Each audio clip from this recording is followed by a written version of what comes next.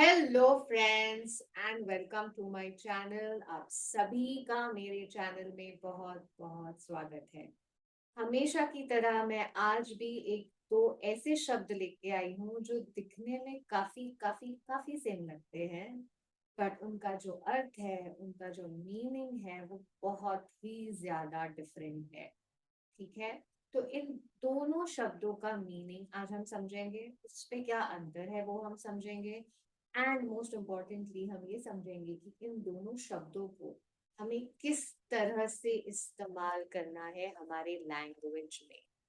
ठीक है, तो मेरे साथ अंत तक बने रहिए और ये सारी जानकारी आपको इस वीडियो में मिल जाएगी, जो आपकी इंग्लिश को एफर्टलेस कर देगी, एररलेस कर देगी और at the same time fluent भी।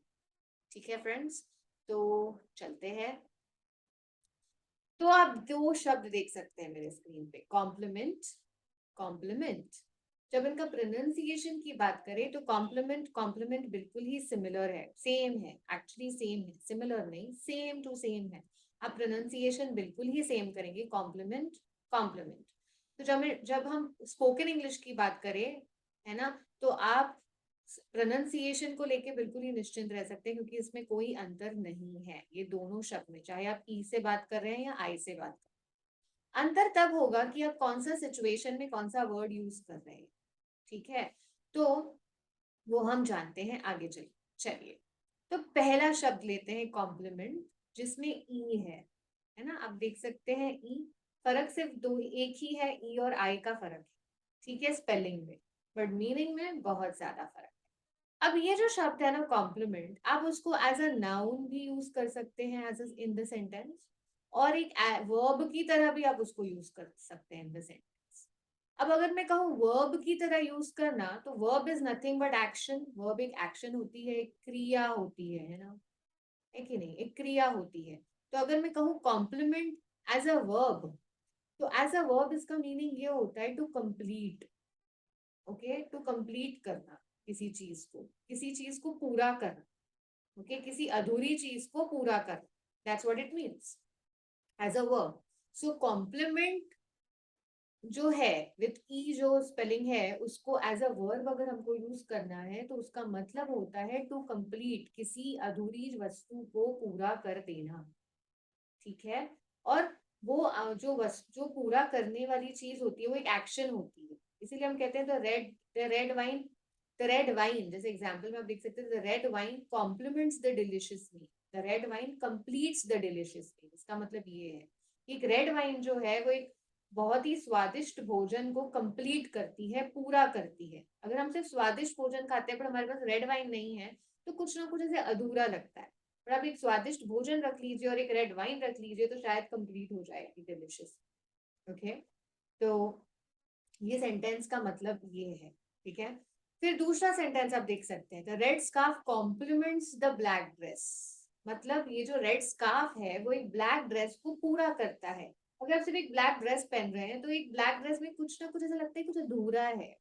अब उसमें कुछ और मिसिंग है, कुछ तो मिसिंग है, ऐसा कुछ तो अधूरी सी चीज लग रही है, और आपने उसमें रेड स्कार्फ डाल दिया, तो फिर हम कहेंगे कि हाँ, wow, the red scarf compliments the black dress. मतलब हाँ, ये रेड स्कार्फ ने तो ये ब्लैक ड्रेस को पूरी तरह कंप्लीट कर दिया। कुछ तो ऐसे मिसिंग लग रहा था, बट अब तो पूरे हो गए हम, अब पूरी पूरा लुक अच्छा आ रहा है। ठीक है, तो कॉम्प्लीमेंट एज अ वर्ब हम जब यूज करते हैं तो उसका मतलब होता है टू कंप्लीट, किसी अधूरी वस्तु को पूरा करना। बट अगर मैं एज अ नाउन अगर यूज कर रही हूँ, तो एज अ नाउन इसका मतलब होता है one of the completing parts.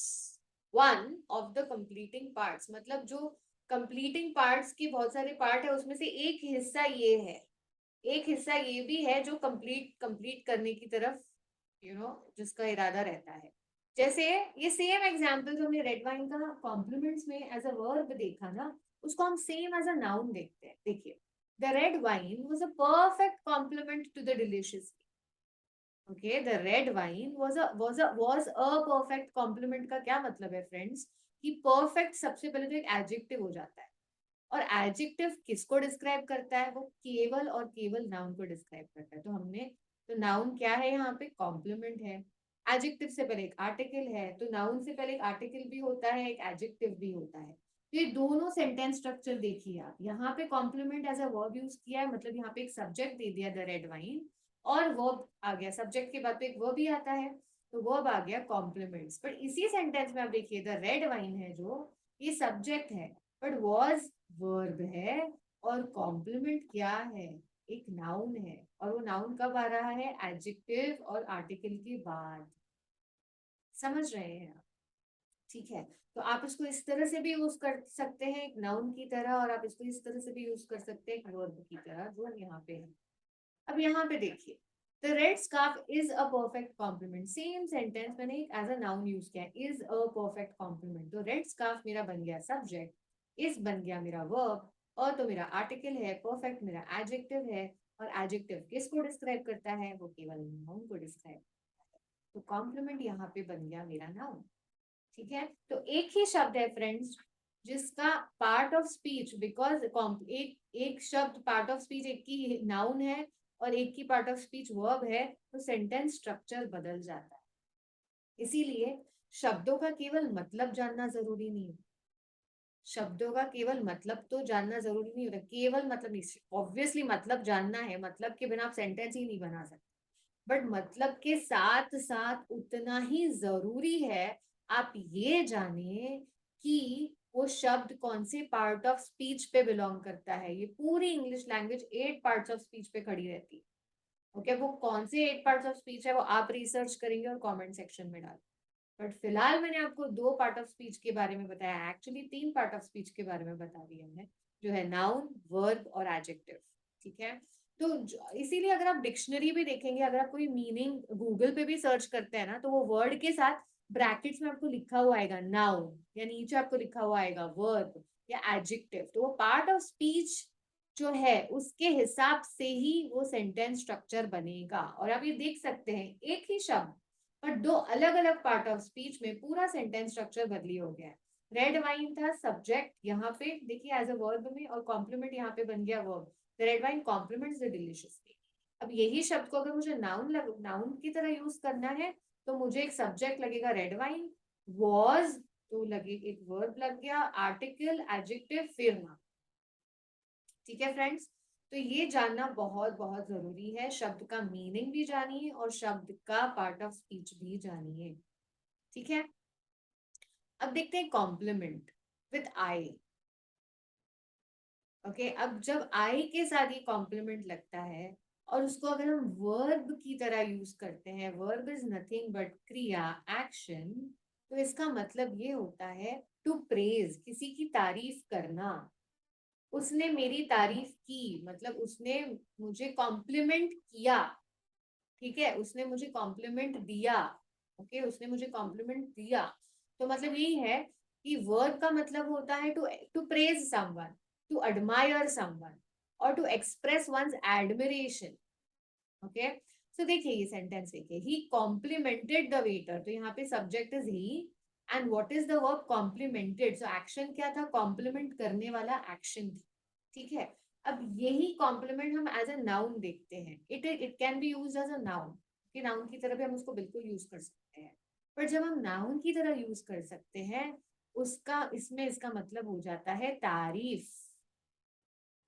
Okay, verb की तरह जब हम यूज करते हैं तो उसका मतलब हो जाता है तारीफ करना, ये एक्शन हो गया ना, तो तारीफ करना क्रिया हो गई, तारीफ करना होता है इसका मीनिंग। और इसको जब हम आई को नाउन की तरह यूज कर सकते हैं, तो उसका मतलब हो जाता है तारीफ, केवल तारीफ। तो हम ऐसे बोल सकते हैं, he offered a kind compliment to the waiter of the restaurant, मतलब उसने एक काइंड कॉम्प्लीमेंट मुझे दिया, या एक वेटर को दिया। ठीक है, तो ही यहाँ पे सब्जेक्ट हो गया, ऑफर्ड यहाँ पे वर्ब हो गया, काइंड एक एडजेक्टिव है, और एडजेक्टिव केवल और केवल नाउन से पहले आता है, तो कॉम्प्लीमेंट यहाँ पे बन गया नाउन। ठीक है, तो आप देख सकते हैं शब्द बिल्कुल सेम है, बट क्योंकि पार्ट ऑफ स्पीच बदली, सेंटेंस स्ट्रक्चर बदला, मीनिंग भी बदला।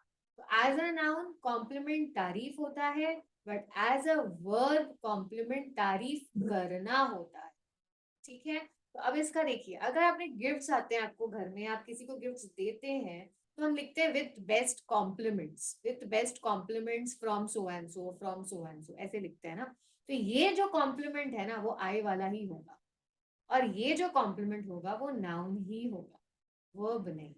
Okay, so with best compliments from mom dad, from brother sister, from friends etcetera, जो भी है, ठीक है। और thank you for the compliments.